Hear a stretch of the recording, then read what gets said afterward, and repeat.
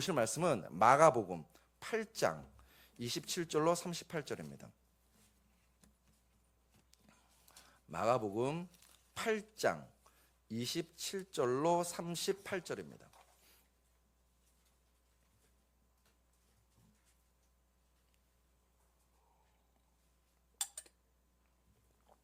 정진영 제님 누르셨나요?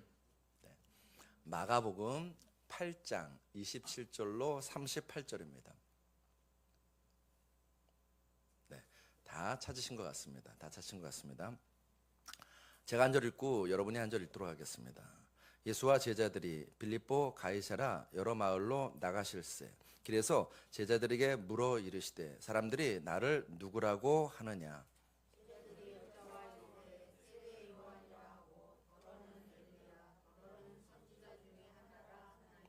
또 물으시되 너희는 나를 누구라 하느냐. 베드로가 대답하여 이르되 주는 그리스도 신이이다 하매.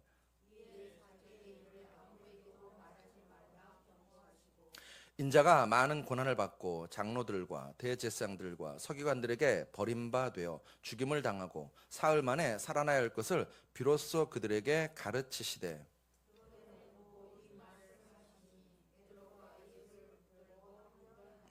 예수께서 돌이키사 제자들을 보시며 베드로를 꾸짖어 이르시되 사탄아 내 뒤로 물러가라. 내가 하나님의 일을 생각하지 아니하고 도리어 사람의 일을 생각하는도다 하시고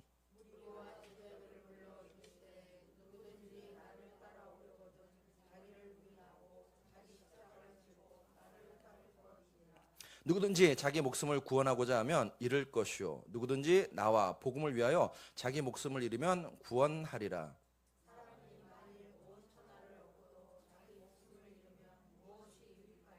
사람이 무엇을 주고 자기 목숨과 바꾸겠느냐.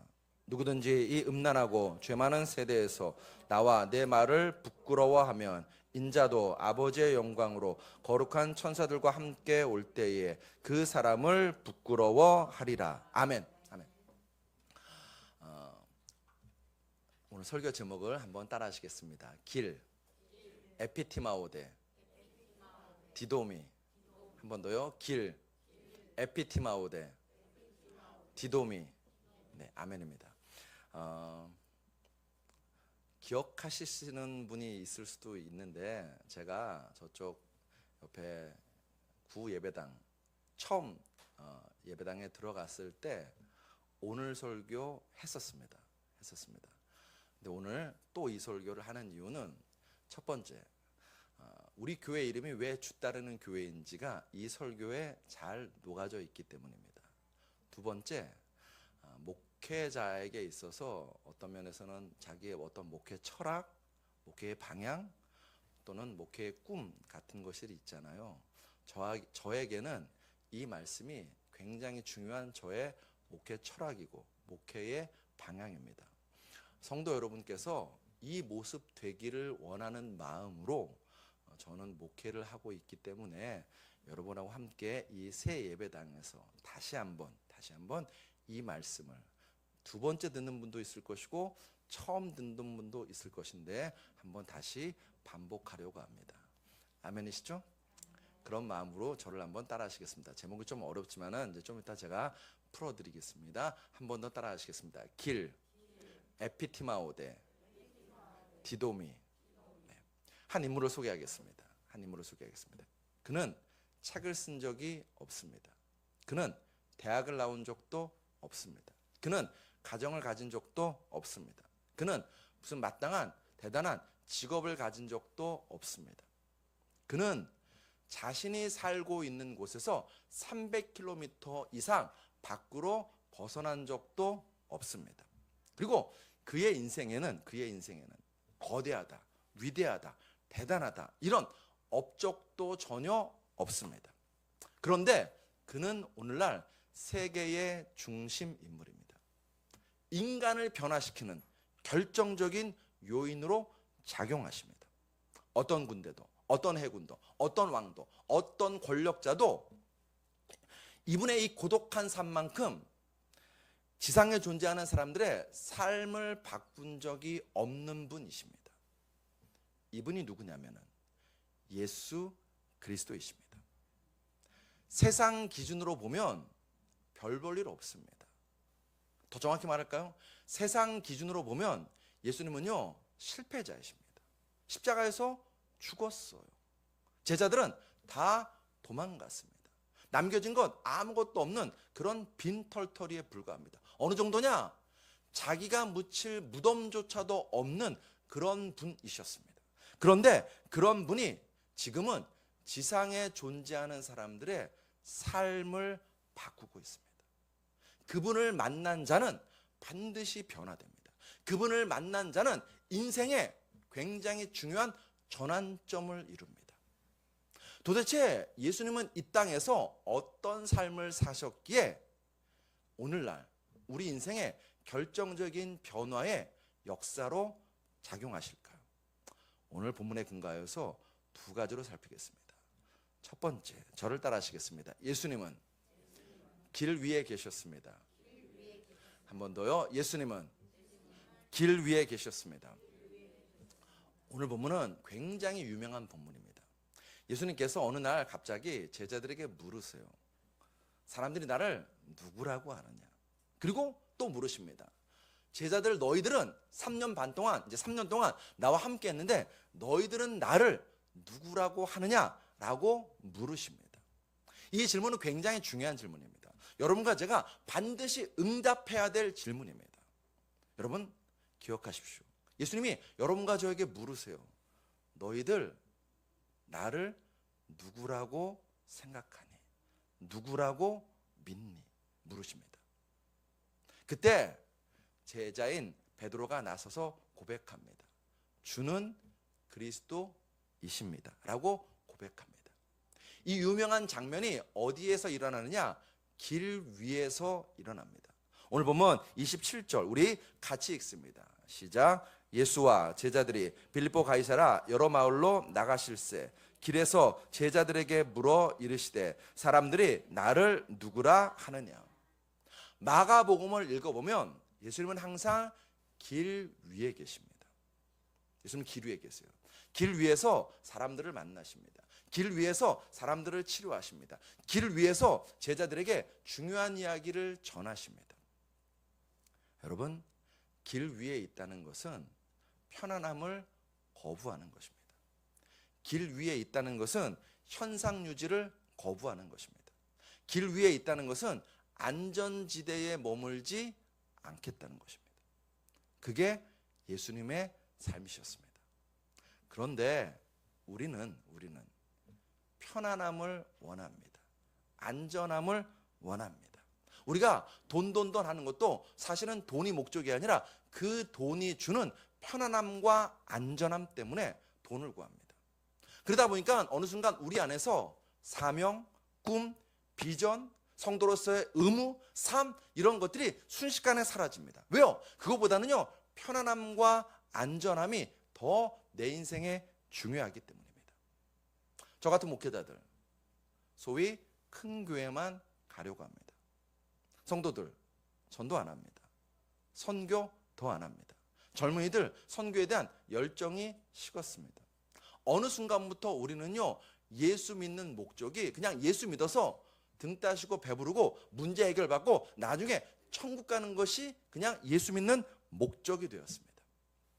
그런데 사랑하는 성도 여러분, 헬렌 켈러가 이런 이야기했습니다. 한번 들어보십시오. 안정은 환상이다. 삶은 과감한 모험이거나 아무것도 아닌 둘 중에 하나다. 안정이라는 것은 자연계에 존재하지 않는다. 모든 인류의 자손들 또한 안정이라는 것을 경험하지 않는다. 위험을 피하는 것은 위험에 노출되는 만큼이나 결과적으로 하등의 안전을 보장하지 않는다. 세상에 안전지대는 없다는 것입니다. 세상에 안전지대는 없습니다. 그럼 뭐만 있을까요? 신앙지대만 있을 따름입니다. 다윗이 고백합니다. 시편 4편 8절 우리 한번 같이 고백하시겠습니다. 시작. 내가 평안히 눕고 자기도 하리니 나를 안전히 거하게 하시는 이는 오직 여호와 신이라. 아멘. 하나님만이 나의 안전지대인 줄로 믿습니다. 그러므로 사랑하는 성도 여러분, 우리는 예수님처럼 길 위에 있으셔야 됩니다. 편안함이 아니라 사명을 따라 가셔야 한다는 것입니다. 안전지대를 찾지 말고 내가 안전을 원할수록 하나님 안에, 즉 신앙지대에 머무셔야 한다는 것입니다. 성경 어디에도 안주하라, 숨으라는 말은 없습니다. 대신 어떤 말이 많은가? 가라는 말씀이 많습니다. 가라는 말씀이 무려 200회 이상 나옵니다. 여러분과 저는 길 위에 서서 가셔야 됩니다. 어디에 갈 것인가? 세상과 다른 길을 가시기를 주의 이름으로 축복합니다. 사람의 유일한 실수는 실수할 만큼 모험을 걸지 않는 것이라고 합니다. 다시요.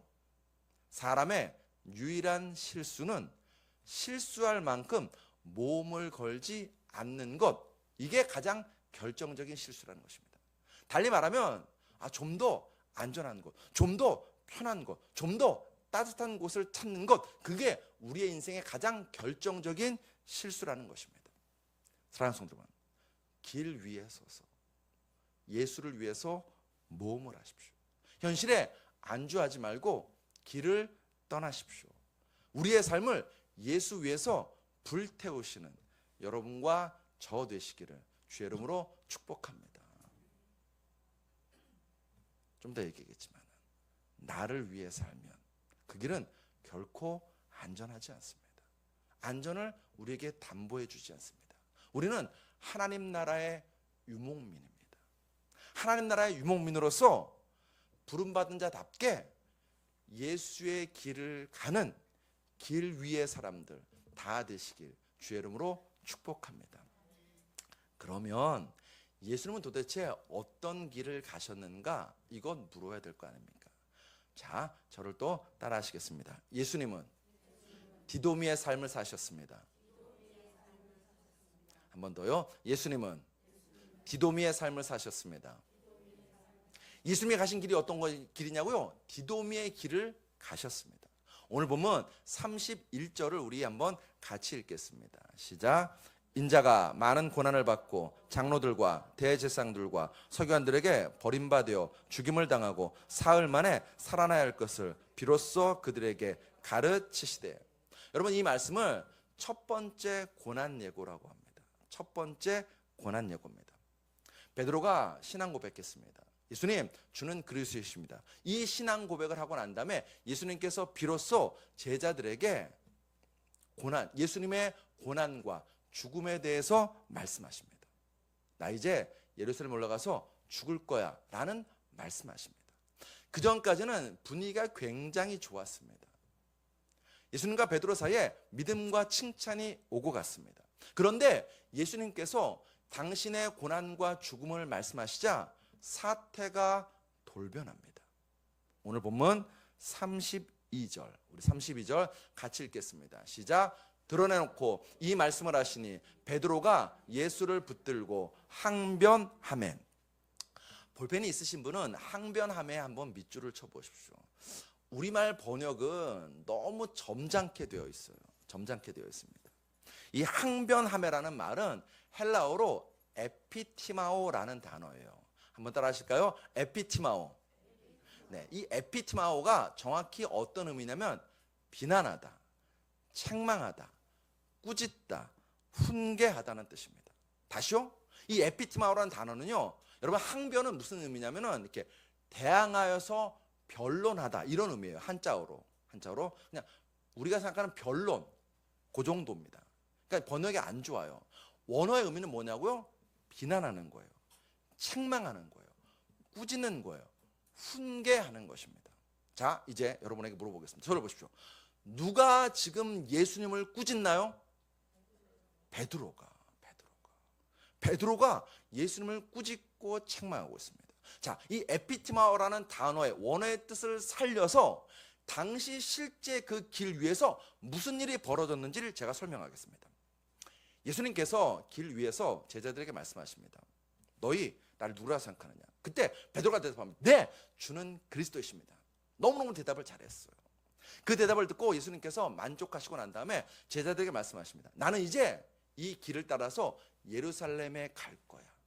예루살렘에 가서 나는 십자가에 못 박혀서 죽을 거야 라는 말을 드디어 하십니다. 내가 가는 이 길은 고난과 죽음의 길이라고 말씀하십니다. 그 말을 듣자 베드로의 눈이 휘둥그레졌습니다. 휘둥그레져서 가만히 있지 못하고 이 성질 급한 베드로가 예수님의 멱살을 붙잡았어요. 붙잡고 예수님을 한쪽 벽으로 밀어붙였습니다. 밀어붙이고 난 다음에 예수님께 말합니다. 예수님, 그게 무슨 말씀이세요? 죽다니요, 죽다니요. 우리가 모든 것을 버리고 예수님을 쫓았잖아요. 3년 동안 예수님과 함께 쫓으면서 모든 것을 다 뒤로 하고 오직 예수님만 따라다녔잖아요. 그런데 죽다니요. 예수님, 죽은 자도 살리셨잖아요. 예수님, 병든 자도 일으키셨잖아요. 예수님, 풍랑도 잠잠케 하셨잖아요. 예수님, 오병이어로 수만 명을 먹이신 분이시잖아요. 그 능력과 그 권세와 그 힘으로 저 예루살렘에 올라가셔서 새 나라, 새 왕국 세우셔야지. 죽다니요. 이게 지금 길 위에서 벌어진 에피티마오입니다. 베드로가 예수님을 비난합니다. 베드로가 예수님을 꾸짖습니다. 베드로가 예수님을 책망합니다. 그럴만하죠? 인간적으로 생각하면 그럴만해요. 자기의 모든 것을 버리고 예수님을 따랐는데 그 예수가 이제 죽겠다고 하니 그럴만합니다. 그때 예수님이 어떻게 하셨는가? 오늘 보면 33절 상반절을 같이 읽어보겠습니다. 시작. 예수께서 돌이키사 제자들을 보시며 베드로를 꾸짖어 이르시되 사탄아 내 뒤로 물러가라. 첫 번째, 베드로를 사탄이라고 말씀하시며 썩 꺼져라고 하십니다. 두 번째, 자 볼펜 있으신 분은 꾸짖어의 밑줄을 한번 쳐보십시오. 꾸짖어. 그 꾸짖어가 헬라어 원문으로 보면 어떤 단어일까요? 헬라어 원문으로 보면 에피티마오예요. 에피티마오. 그러니까 우리나라 번역이 조금 안타까운 거예요. 항변함에도 그냥 꾸짖어로 똑같은 에피티마오니까 꾸짖어로 번역했어야 되는데 베드로가 예수님을 에피티마오 할 때는 그냥 항변함에 굉장히 어려운 단어로 점잖은 단어로 써놓고 여기서는 이 꾸짖어로 똑같이 에피티마오인데 이때는 꾸짖어로 번역했습니다. 베드로가 예수님을 에피티마오고 예수님도 베드로를 에피티마오 하십니다. 네, 여러분 여기서 성경 공부를 한 번 더 들어가겠습니다. 예수님께서 이 단어 에피티마오라는 단어를 다른 때 쓰셨어요. 어떤 때 쓰셨을까요? 누군가에게 쓰셨어요. 아멘입니다. 예수님이 귀신을 쫓아내실 때 쓰신 단어가 바로 이 에피티마오예요. 이 더러운 귀신아 썩 물러가라 이렇게 꾸짖을 때 쓰인 단어가 이 에피티마오입니다. 이 단어는 사실 예수님이 귀신을 쫓고 귀신을 책망하고 꾸짖을 때 쓰인 단어가 이 에피티마오입니다. 그런데 그런 에피티마오의 단어가 상황이 예수님과 베드로 사이에서 벌어졌습니다. 왜 이런 일이 벌어졌을까요? 3년간 함께했던 이 두 사람 왜 이렇게 되었을까요? 같은 길 위에 있는 것 같은데 실상은 서로 다른 길을 바라보면서 가고 있기 때문입니다. 자, 그 길 확인하겠습니다. 마가복음 9장 30절에 보시면 그곳을 떠나 갈릴리 가운데로 지날새라고 나옵니다. 또 길을 가시는 예수님의 모습이 등장합니다. 이 길 위에서 예수님이 두 번째 고난 예고를 하세요. 마가복음 9장 31절. 이는 제자들을 가르치시며 또 인자가 사람들의 손에 넘겨져 죽임을 당하고 죽은 지 3일 만에 살아나리라는 것을 말씀하셨기 때문이더라. 예수님이 그 길 위에서 두 번째 고난 예고를 하십니다. 내가 이제 예루살렘에 올라가면 사람들의 손에 넘겨져 고난과 죽음의 길을 갈 것을 두 번째 말씀하십니다. 지금 예수님은 강조하십니다. 내가 가려는 길은 사람들의 손에 나를 넘겨주는 그 길 내가 갈 거야 라고 말씀하십니다. 이때 이 넘긴다는 단어는 헬라어로 파라디돔이에요. 머리 아프죠? 에피티마오도 머리 아픈데 또 파라디돔. 근데 여러분과 저의 이해를 돕기 위해서 이 넘긴다는 단어는 파라디돔입니다. 파라디돔이란 내어주다, 넘겨주다, 전해주다라는 뜻입니다. 예수님이 가시는 길은 파라디도미의 길입니다. 그 길이 어떤 길이냐고요? 죽어가는 영혼을 위해서 자신을 내어주는 길, 이 길을 가신다고 예수님이 두 번째 말씀하시는 거예요. 두 번 말하면 알아먹어야죠. 알아먹어야 돼요. 제자들이 알아먹었을까요? 오늘 본문 마가복음 9장 34절에 보시면 그들이 잠잠하니, 못 알아들은 거예요. 예수님 도대체 뭐라고 말씀하시는지 관심 없는 겁니다. 그들이 잠잠하니 이는 길에서, 그 다음 중요합니다, 서로 누가 크냐 하고 쟁론하였습니다. 길 위에서 제자들이 싸워요. 뭐 갖고 싸우나요? 누가 더 높은지, 누가 더 힘 있는지, 누가 더 강한 자인지, 그것 갖고 제자들이 싸우고 있습니다. 예수님은 제자들에게, 얘들아, 내가 예루살렘에 올라가서 나는 십자가의 죽음의 길을 갈 거야. 너희 위해서 나를 내어주는 파라디도미의 길을 갈 거야 라고 말씀하시는데, 제자들은 그 길 위에서 누가 더 높은지, 누가 더 힘 있는지 갖고 싸웁니다. 안타까운 것은 이 모습이 반복되어요. 반복됩니다. 예수님이 예루살렘에 올라가는 길 위에서 세 번째 고난 예고를 하세요. 마가복음 10장 33절에 보라, 우리가 예루살렘에 올라가노니 인자가, 즉 예수님이 대제사장들과 서기관들에게 넘겨지매 그들이 죽이기로 결의하고 이방인들에게 넘겨주겠고, 여기 보시면 넘겨짐에 넘겨주겠고, 예수님은 당신의 길이 파라디돔이 자신을 내어주는 길 이름을 말씀하십니다. 세 번째 강조하셨어요. 세 번째 말씀하셨어요. 그러면 알아들어야죠. 제자들이 알아들었는가? 아니요, 그렇지 않습니다. 마가복음 10장 35절로 37절에 세베대의 아들 야고보와 요한이 주께 나와 여짜오되, 선생님이여, 무엇이든지 우리의 구하는 바를 우리에게 하여 주시기를 원하옵나이다. 이르시되 너희에게 무엇을 하여 주기를 원하느냐? 여짜오되 주의 영광 중에서 우리를 하나는 주의 우편에, 하나는 좌편에 앉게 하여 주옵소서. 제자들이 말하는 거예요. 예수님, 제가 좌의정하고 싶습니다. 제가 우의정하고 싶습니다 라고 말하는 것입니다.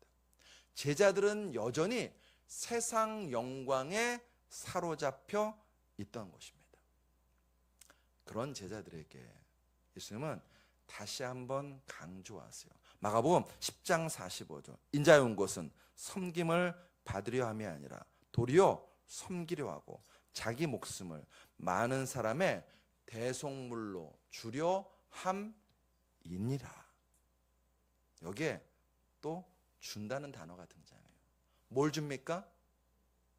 뭘 주나요? 누구의 생명이요? 예수님의 생명을. 이때 이 주다라는 단어는 헬라어로 디도미라는 단어입니다. 디도미. 디도미란 주다, 수요하다, 공급하다는 뜻입니다. 예수님이 어떤 분이냐고요? 주는 분이에요. 예수님이 어떤 길을 가시냐고요? 디돔이 나를 내어주는 길을 가고 계신 것입니다. 사랑하는 성도 여러분, 예수님이 세 번 말씀하셨어요. 세 번.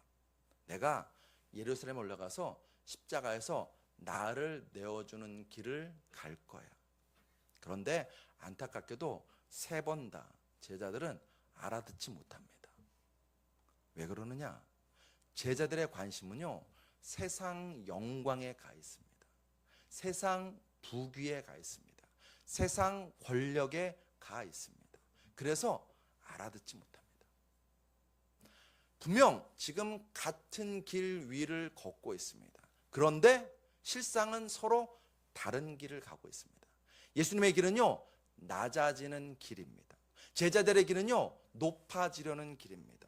예수님의 길은요, 섬기는 길입니다. 제자들의 길은요, 대접을 받는 길입니다. 예수님의 길은요, 내 자신을 다 주는 길입니다. 제자들의 길은요, 어떻게 하든지 더 가지려는 길입니다. 예수님의 길은요, 내가 죽는 길을 갑니다. 제자들의 길은요, 나부터 사는 길을 가고 있다는 것입니다.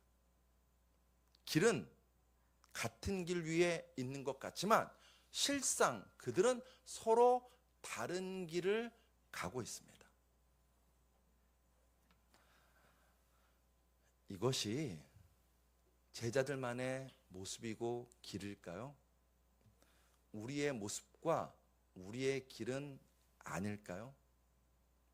인생은 길입니다. 우리는 매일 어딘가를 향해 가고 있습니다. 사랑하는 성도 여러분, 여러분과 저는 예수님이 어떤 길을 가시고 어떤 삶을 사셨는지 너무너무 잘 알아요.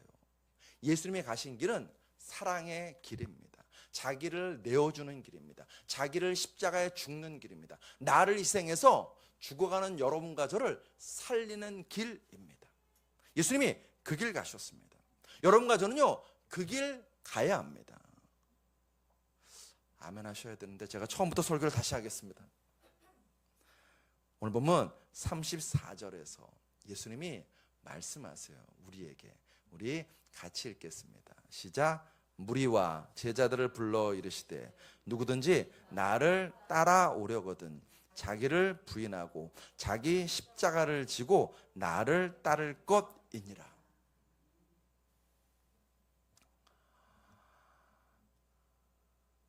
사랑하는 성도 여러분, 예수 믿으면 복 받아요. 예수 믿으면 잘 됩니다. 잘 됩니다. 그게 없다는 게 아닙니다. 분명 그거 있어요. 하나님이 그 은혜 우리에게 부어주십니다. 근데 그것은 하나님의 전적인 은혜입니다. 은혜입니다. 여러분과 제가 가야 될 신앙의 길은 뭐냐면 이 길입니다. 이 길입니다. 자기를 부인하고 자기 십자가를 지고 나를 따를 것이니라. 안타깝지만 최근에도 목사님들 이름이 언론에 오르내립니다. 안타깝지만 잊을만 하면 목사님들 이름이 1년에 한 번씩은 신문에 나와요. 왜 그럴까요? 이거 잊어버려서 그렇습니다. 자기를 부인하고 자기 십자가를 지고 나를 따를 것이니라. 이거 잊어버렸습니다. 여러분, 우리가 그 뉴스에 나오는 목사님들 손가락질 할 필요 전혀 없습니다. 그거 우리 인생에, 우리 신앙의 교훈으로 삼으면 됩니다. 나는 어떤지. 우리는 지금 어떤 길을 가고 있나요? 우리는 어떤 길을 가고 있나요? 제가 최근에 참 감사한 적이 있었습니다. 며칠 전이에요. 제가 이거 공사 때문에 계속 관리소를 이제 찾아가잖아요. 찾아가면 여러분은 어떠신지 모르겠는데 하도 여기 상가에 있는 사람들한테 시달려 가지고서는 크게 사람한테 관심도 없고 크게 이렇게 섞이고 싶지도 않은 그냥 아주 그냥 그 업무만 일상적인 그 업무만 딱 처리하고 싶은 그런 게 분위기가 딱 잡혀 있습니다. 가면은 제가 어떻게 하냐면 정말 환한 얼굴로 여러분이 보시는 것보다 훨씬 더 환한 얼굴로 정말 반갑게 인사해요. 아, 소장님 안녕하십니까? 주임님 안녕하세요. 과장님 안녕하세요. 하고 정말 반갑게 인사합니다. 어떤 때는 눈을 안 마주쳐요. 그럼에도 불구하고 갈 때마다 반갑게 인사하고 고개 숙여 인사하고 허리 숙여 인사하고서는 인사합니다. 관리실뿐만 아니라 엘리베이터 앞에서 안에서 만날 때도 있어요. 그때도 또 반갑게 인사합니다. 그분이 내 인사를 받건 안 받건 상관없이 인사합니다. 복도에 만났을 때도 인사하고 여기 찾아올 때도 인사합니다. 정말 반갑게 인사합니다. 반갑게 인사해서 그런지요, 우리 그 관리소에 있는 그 대리님이 하루 여기 오셨어요. 여기 보신다고 오시고서는 그 얘기를 저한테 하시더라고요. 관리소에 있는 정기 과장님이 정말 깐깐하신 분이시래요. 정말 깐깐하신 분이신데 그런 분이 저에게 왔다고 나서 얘기하셨대요. 반갑게 환영합니다. 앞에 앉으십시오. 앞에 앉으십시오. 반갑게 환영합니다. 앞에 앉으십시오. 네. 저에 오시더니 그 얘기를 하셨대요. 아, 교회는 내가 도와줘야 될 것 같아. 이 얘기를 하셨대요. 교회는 도와줘야 될 것 같아. 그분의 마음이 벽이 많이 허물어진 거예요. 허물어진 겁니다. 사실 생각해 보십시오. 여러분과 제가 생각해 보십시오. 내 자존심, 나 이런 사람이야, 이런 거 내세우고 싶잖아요. 내세우고 싶잖아요. 그리고 뭔가 저 사람이 나한테 대접 안 하고 뭔가 존중 안 하면 마음 상하잖아요. 마음 상하잖아요. 그런데 우리는 그럼에도 불구하고 예수님을 닮아서 자기를 부인하고 자기 십자가를 지고 사랑으로 상대편을 대하는 것입니다. 쉽지 않아요. 왜요?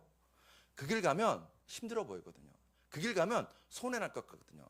그 길 가는 나는 힘든데 제멋대로 사는 저 인간은 잘 되거든요. 그때 우리의 마음이 뭔가 씁쓸해지면서 내가 굳이 이렇게까지 해야 될까라는 마음을 찾아올 수 있습니다.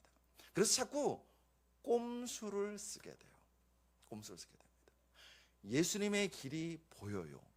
예수님의 음성이 들려요. 예수님의 뜻이 깨달아져요. 그런데 굳이 거기까지 가지 않는 거예요. 죄는 짓지 않지만 예수님이 원하신 일도 행하지 않는 것입니다. 미워하지 않아요. 근데 사랑하지도 않아요. 이해한다고는 말해요. 그런데 용서는 안 되는 거예요. 섬김의 자리에 있어요. 그런데 적당히 내가 힘들지 않은 만큼만 섬겨줘요. 경건의 모양은 있어요. 그런데 세상에서 즐길 것은 다 또 즐겨요. 그리고 항변하죠. 사는 게 힘들어요. 성경 말씀대로 살면 못 살아요, 목사님. 목사님이니까 잘 모르지 세상 나가 살아보세요. 성경 말씀대로 살면 못 살아요. 그렇게 말합니다.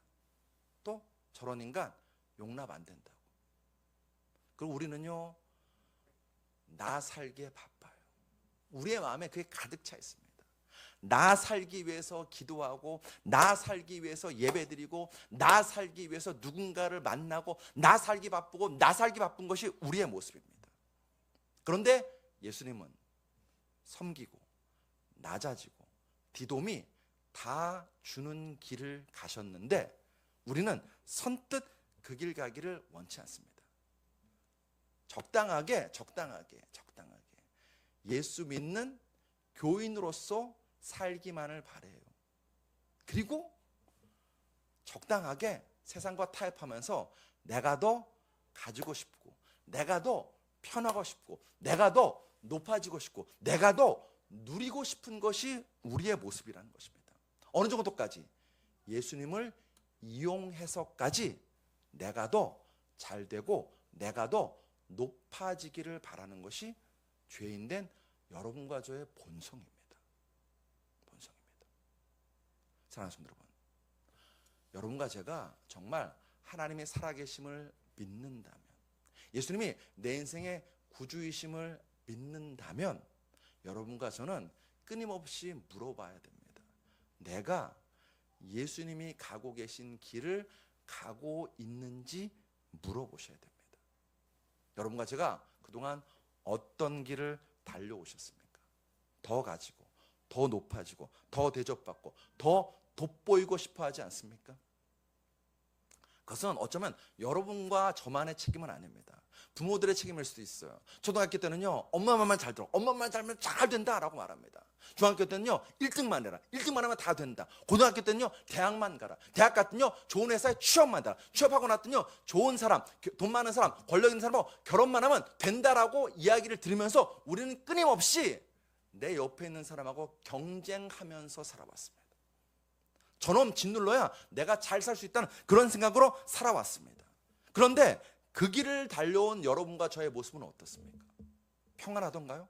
행복하던가요? 아니지 않습니까? 끊임없이 불안과 초조와 어려움 가운데서 내 마음을 다스리지 못하는 그런 삶을 살아가고 있지 않습니까? 나름 죽어라고 뭘 하기로 했는데 아무런 만족도, 기쁨도 없지 않지 않습니까? 이보다 더 치명적인 것이 있습니다. 우리 안에요, 이 길이 아닌 것 같다라는 의심이 있음에도 불구하고 그냥 세상 살아온 그대로 계속해서 그 길을 살아가는 것이 어쩌면 아니 사실은 여러분과 저의 모습입니다. 수십 년 동안 살아온 그 길을 살아와서 여러분과 제가 행복했으면, 마음 가운데 평안했다면 여러분 그 길 계속 가십시오. 그러나 내가 이 길 가는 것이 뭔가 아닌 것 같아, 이 길 죽어라고 달려왔는데 불안과 초조와 염려와 고통만 내 안에 가득해 라고 생각한다면, 사랑하는 성도 여러분, 잠시 멈추어서서 십자가를 바라보십시오. 그 십자가에 달린 예수님이 가신 길이 어떤 길인지 바라보십시오. 그리고 그분이 여러분과 저에게 말씀하시지 않습니까? 나를 따라오르거든 자기를 부인하고 자기 십자가를 지고 나를 좀 따라오라고. 안타깝지만, 제가 목사로서 안타깝지만 저의 믿음의 선배 목사님들요, 목회 잘하셨습니다. 근데 여러분, 그분들의 삶 목회할 때는요, 맞아요, 복받고 잘되고 어려운 그 상황 가운데 사람들에게 잘됩니다, 좋은 일을 합니다, 예수 믿으면 복받습니다, 이 복음이 필요했을 수도 있습니다. 근데 여러분과 제가 거기에만 머물면 안 됩니다. 주님이 우리에게 말씀하시잖아요. 너희들 그 길 가면 안 돼. 세 번이나 알아듣지 못하는 그 제자들에게 세 번이나 강조하시고 끝내 십자가의 길을 가신 분이 예수님이십니다. 그리고 그 제자를 포기하지 않으시고 결국은 그 제자들을 십자가의 길을 가게 만드신 분이 예수님이십니다. 제자들, 우리가 잘 아는 것처럼 다 순교의 길을 갔습니다. 그게 그리스도인의 길이기 때문입니다. 사랑하는 성도 여러분, 지금은 우리가 예수 믿는다고 죽지 않아요. 예수 믿는다고 여러분을 죽이려고 위협하는 사람 있나요? 없잖아요. 진짜 우리가 필요한 순교는요, 내 신앙의 길, 내 인생의 길을 점검해 보는 것입니다. 내가 정말 예수 제대로 믿고 있는지, 내가 정말 예수를 제대로 따라가고 있는 것인지, 예수님과 다른 길을 내가 지금 가고 있는 것은 아닌지. 주님은 여러분과 저에게 또 강조하십니다. 뭐라고요? 자기를 부인하고 자기 십자가를 지고 나를 따르라고. 한 번만 그렇게 말씀하지 않으셨습니다. 마가복음 9장 35절 우리 같이 읽겠습니다. 시작. 예수께서 앉으사 12제자를 불러서 이르시되 누구든지 첫 자가 되고자 하면 뭇사람의 끝이 되며 뭇사람을 섬기는 자가 되어야 하리라 하시고, 한 번만 그렇게 말씀하신 것이 아닙니다. 마가복음 10장 43절로 44절에 너희 중에는 그렇지 않을지니 너희 중에 누구든지 크고자 하는 자는 너희를 섬기는 자가 되고 너희 중에 누구든지 으뜸이 되고자 하는 자는 모든 사람의 종이 되어야 하리라 하시니라. 우리가 가야 될 그리스도인의 길은 이 길입니다. 예수님이 가신 디도미의 길을 가는 것입니다. 섬기는 것입니다. 낮아지는 것입니다. 더 사랑하는 것입니다.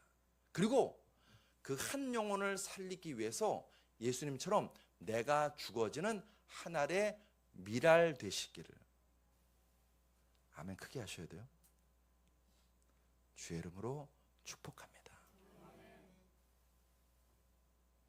여러분과 제가 주 따르는 교회에 있는 동안은 여러분과 저는 끊임없이 이곳 물으셔야 돼요. 나는 예수를 믿는다고 하는데 예수님을 진짜 따라가고 있는지, 그분이 가신 길을 가고 있는지. 그러면 여러분과 제가 그 길을 가고 있으면 여러분과 제가 말 안 해도 주변 사람들이 알아요. 예수 믿으시나 봐요, 그리스도인이신가 봐요. 알아요.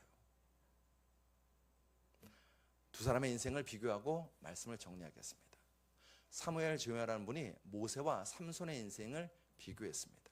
모세와 삼손은 둘 다 위대한 하나님의 사람이 될 그런 풍성한 은사와 능력을 받은 사람입니다. 모세는 애굽 왕실에서 최고의 지식을 습득했습니다.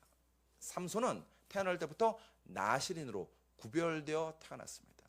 모세는 하나님과 대면할 이야기할 정도였습니다. 삼손은 성경에 나온 인물 중에서 아마 가장 많은 능력과 은사를 받은 그런 사람입니다. 모세와 삼손은 하나님의 위대한 사람이 될 가능성이 정말 많은 사람들이었습니다. 그런데 모세는 웅장한 서사시 같은 인생을 살았다면 삼손은 한편의 비극 같은 인생을 살았습니다. 모세는 이스라엘의 장래를 예언하고 축복하면서 죽어갔지만 삼손은 두 눈이 뽑힌 채 저주하면서 죽어갔습니다. 모세는 이스라엘 백성을 온갖 고난 속에서도 주님의 길로 이끌었다면 삼손은 그 짧은 삶조차도 피비린내라는 복수로 끝을 맺었습니다. 왜 이렇게 상반된 인생이 되었을까?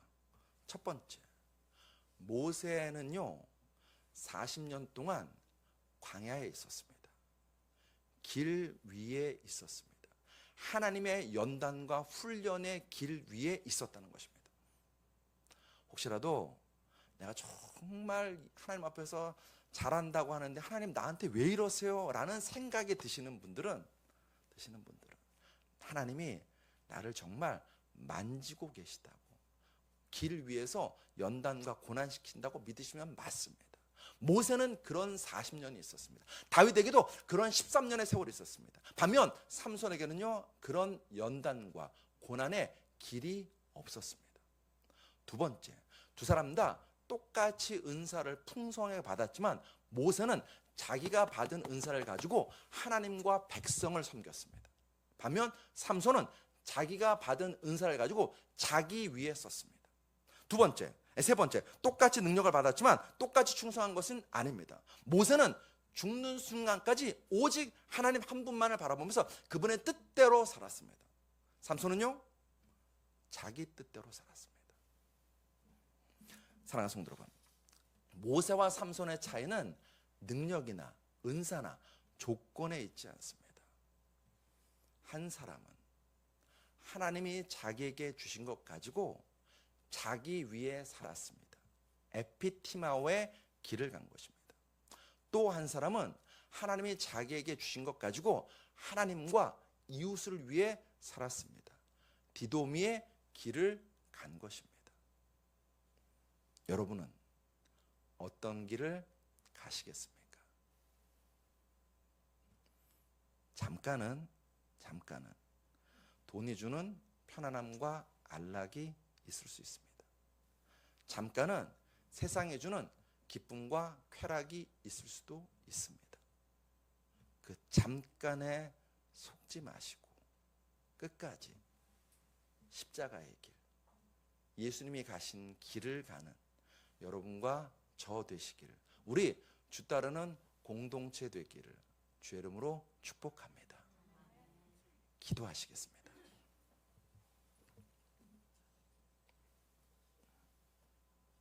하나님, 정말 예수 잘 믿기 원합니다. 예수님이 기뻐하시는 예수쟁이 되기 원합니다. 사람들이 보기에도 당신을 보니 정말 하나님이 살아계신 것 같다라고 인정받는, 세상에서도 인정받는 예수쟁이가 되고 싶습니다. 우리를 정말로 하나님과 사람에게 인정받는 그리스도인으로 세워 주시옵소서.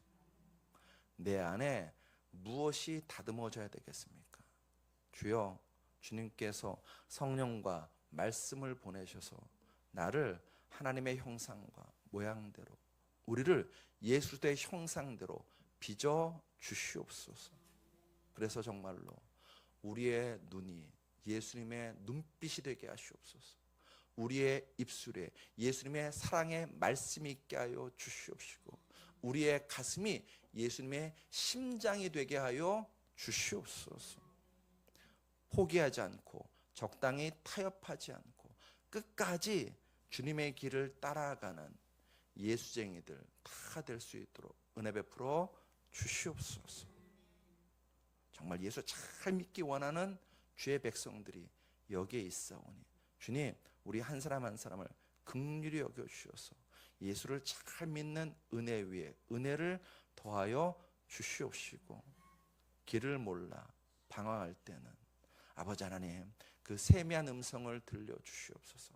성령께서 구름 기둥과 불 기둥으로 우리를 주의 길로 인도하여 주시옵소서. 예수 그리스도로 감사하며 기도드렸사옵나이다. 아멘. 아멘.